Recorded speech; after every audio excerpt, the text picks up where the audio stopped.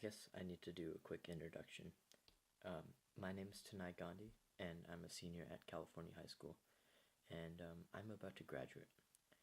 Last summer, I went to an engineering and leadership camp where I met Robert Pruitt, or Mr. P, the guy I'm interviewing for this video. He taught me quite a few life lessons that have stuck with me to this day, and I thought he was perfect for this video. Alright, back to the video. Not a thing. It needed to be exactly the way it was. So for the longest time, everybody just assumed that I had a degree. I never graduated from Pitt. So I ended up taking online classes because metaphysics, or the study of existence, which is a component of philosophy, was something that intrigued me. But I didn't want a degree just for degree's sake. And then there was also a wonderful nuance going on in my family where they were dealing with divorce, so money was just scarce. Gotcha. And it was not a period where I took ownership of my education. Hey, if I really want this, I can create a way. And that didn't mean I didn't give it attempts. I certainly went in for student loans and the like, but never qualified for them. So outside of that, I just said, you know what? I've never lived on campus, and so I am living my life as an adult, and the things that I'm led to, I'll take. And I'm sure my mother told me, she said that there was a period where I said, don't worry about it. I plan on having a degree, but the degree's not going to define me. The degree will be the result of my interest and passion in some course of study. So yeah, I wouldn't do, there is not a thing I would do differently. Because if I changed one thing, I probably wouldn't be here with you now. Do you have any advice on when we take our first job? Yeah, job for me stands for just over broke. Right, so I would offer that one gets real clear why they're taking a job. Is it a precursor to a career? Is it a precursor to a life's calling or purpose or yearning? Is it a way to make some money real quick? Is it a way to enhance a skill set? Is it a way to pad your resume? Just be cognizant of why you're taking the job, because a lot of times, job only comes with short-term satisfaction, Right. and that can be problematic. And I've seen it set people up to always have a job or always need a job, but there's no sense of joy or satisfaction in your life. Passion over this notion of making a profit or this notion of scarcity. Got to pay a debt. If that's your thinking coming out of school or going through, you've already set yourself up to falter.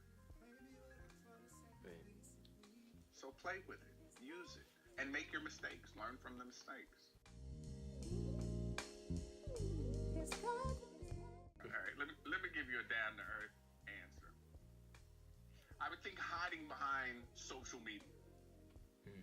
I think using it as a way to escape responsibility and accountability for the thoughts that we have, because it's easy to send it out in 160 characters, or it is easy to snap it as a quick 10-second thing, hit somebody with it, and then hide behind, I've got free speech.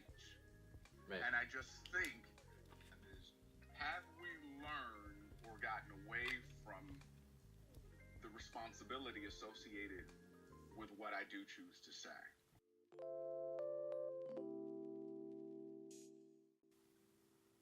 So I couldn't tell you the last time I said I had a regret. Because anytime I would feel or might feel that way, I would simply go, what was that moment teaching, showing, or revealing to me? And once I can walk away with a lesson that I can apply to my life, how can I regret something that taught me something?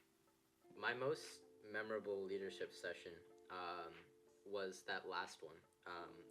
The Friday, was it Friday night? What I discovered. Yeah, what I discovered, yeah. There wasn't a dry eye in that room. You gave some advice on saying goodbye, moving on, etc. Can you kind of repeat some of the pieces of advice? My offering to you with the leaving piece, that years has been consistent is the notion of missing each other while you're present, right? So I'm offering be present. I know that there's a notion. I'm getting ready to graduate. I got my cap. I throw it up. We see everybody for one last time. And matter of fact, like NSLC, the final day, you almost begin to make statements associated with missing each other while you're still hugging each other. Like, what are you missing while I got you? Let's save the missing for when we are physically apart and are unable to communicate.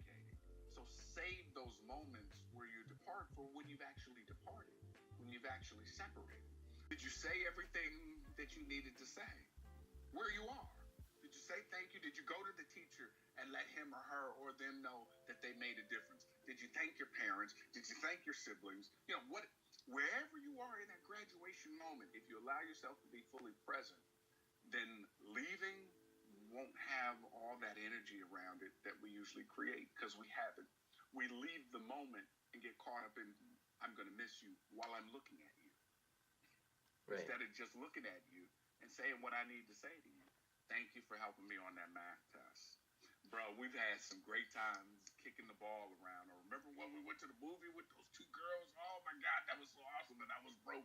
Thank you for hooking me up with the popcorn because I would have been embarrassed. Like, if I say that, there's a level of presence and connection that makes the transition easier. Same with the job, going back to the beginning. When it's time to move from one job to the next, did I do and say everything I needed to do and say at that job? That way, when it's time to move on, I'm complete. When you're complete, there's usually no room for regret. There's very little room for upset because then you're excited about what the next part of your journey is. So I would just say be present.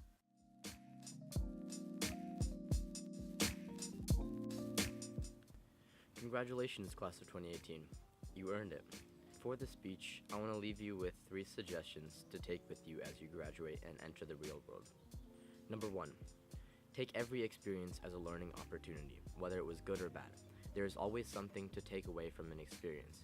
If you fail a job interview, figure out what went wrong and actively work to correct that mistake. If you ace a final, internalize what you did well so you can continue that trend in the future. Make sure that with every experience you keep in mind that the actions of others are not under your control. You can only control what you can add to the situation. Once you realize this, you can figure out how to make a positive impact on yourself and those around you. Number 2, every step you take in life should have a purpose. When you take your first job, internship, or opportunity, keep in mind what your end goal is. Don't make money for the sake of making money.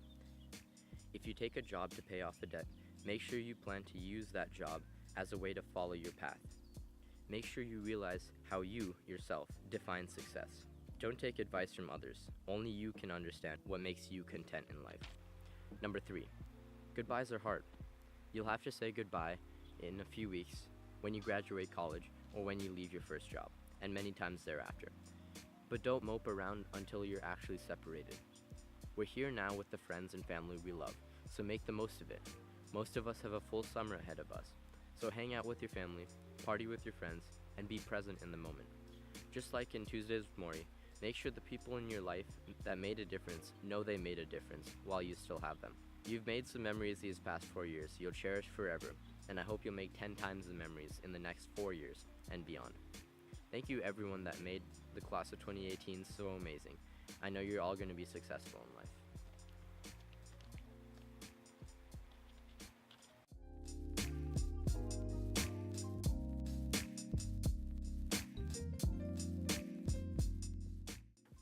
And laugh. Oh my God, you need to laugh. Y'all are so serious. Okay, so yeah, rewind. Biggest mistake, y'all don't laugh. Oh my God, y'all are so serious. You better not edit this part out. So everybody in the class, y'all need to laugh. Laugh.